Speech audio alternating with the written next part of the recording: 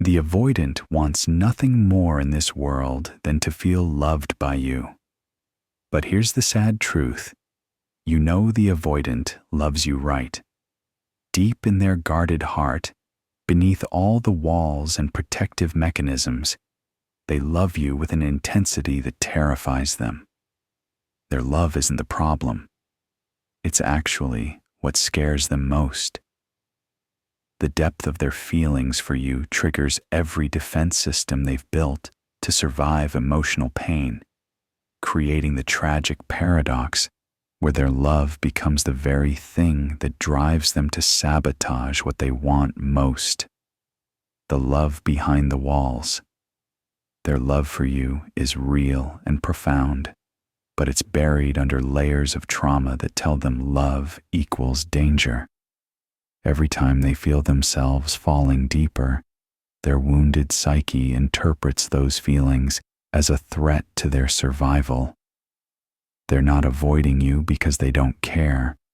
They're avoiding you because they care so much, it activates every fear they've ever had about vulnerability and loss. You can see glimpses of their true feelings in unguarded moments when their defenses slip. The way they look at you when they think you're not watching, the tenderness in their touch during brief moments of connection, the pain in their eyes when they pull away. These aren't accidents. They're the real them breaking through the protective armor they wear to feel safe. Their love lives in the spaces between their words, in the things they can't bring themselves to say, in the vulnerability they show only when they think it's safe. They love you in ways they've never learned to express, because their trauma taught them that expressing love leads to getting hurt or hurting others. The trauma-driven sabotage cycle. Every time they start feeling truly close to you, their trauma kicks in like an alarm system, screaming warnings about danger ahead. Their past experiences with love have taught them that intimacy leads to abandonment, betrayal, or suffocation. So their psyche tries to protect them by creating distance before those things can happen again. The sabotage isn't conscious or malicious. It's their wounded system trying to prevent anticipated pain. When they pull away after moments of closeness, when they pick fights over nothing, when they suddenly become cold and distant, they're not trying to hurt you. They're trying to protect themselves from what their trauma tells them is inevitable heartbreak. Their self-sabotage is actually evidence of how much you mean to them. If they didn't love you deeply, they wouldn't need such elaborate defenses. The stronger their feelings grow, the more threatened their protective system becomes, leading to increasingly destructive behavior designed to keep them emotionally safe. The desperate need for love. Underneath all their independence and emotional unavailability is someone who desperately wants to be loved, but has no idea how to receive it safely. Their entire personality has been shaped around avoiding the vulnerability that love requires, but that doesn't eliminate their fundamental human need for connection and acceptance. They want nothing more than to let you in completely, to trust you with their heart, to experience the kind of love they see other people enjoying. But their trauma has convinced them that level of openness will lead to destruction, so they remain trapped between desperate wanting and paralyzing fear. Their push-pull behavior isn't them playing games. It's them fighting an internal war between their need for love and their terror of what love might cost them. They're simultaneously reaching for you and running from you, because both impulses feel equally necessary for their survival. The emotional starvation reality.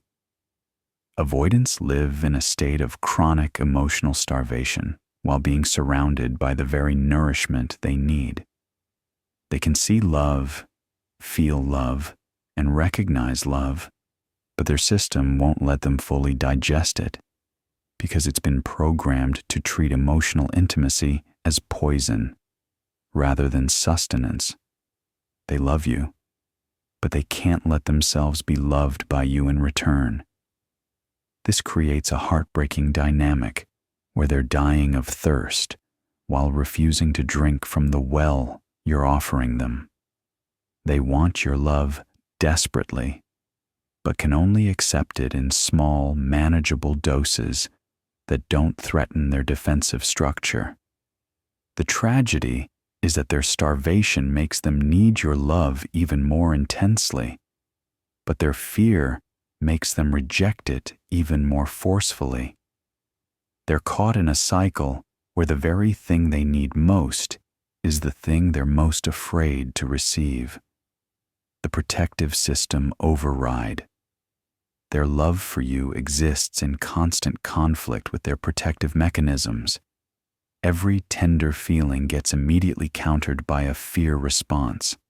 Every moment of vulnerability gets followed by a retreat into safety. They're fighting a battle between their heart and their survival instincts, and their survival instincts usually win. This internal conflict is exhausting for them and devastating for you.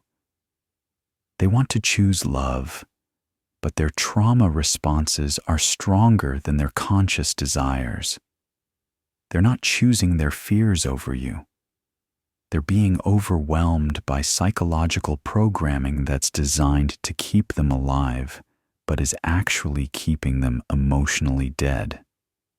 Their protective system sees your love as the ultimate threat because it has the power to break down all their carefully constructed defenses.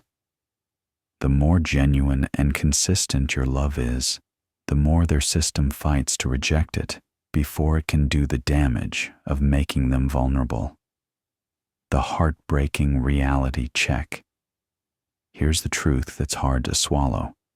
Their love for you is real, their trauma is real, and the incompatibility between the two is also real.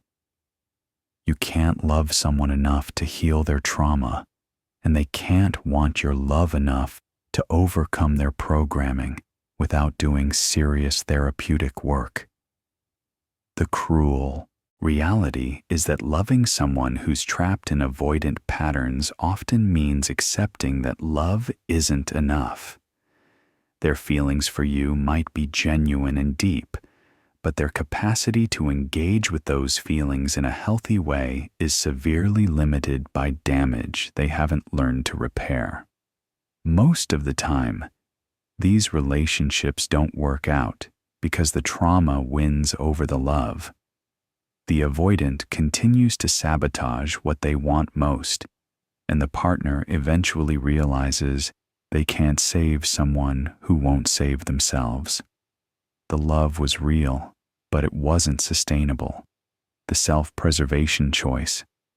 Recognizing that they love you but can't love you in a healthy way is one of the most painful realizations in human relationships.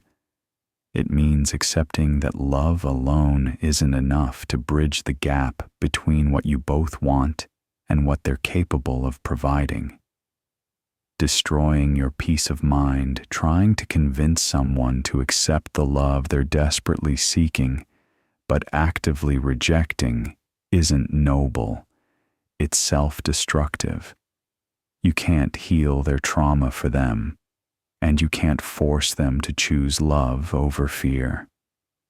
The kindest thing you can do for both of you is to acknowledge that their love is real, but their behavior is harmful, and choose your own emotional well-being over the fantasy that your love will eventually be enough to heal them.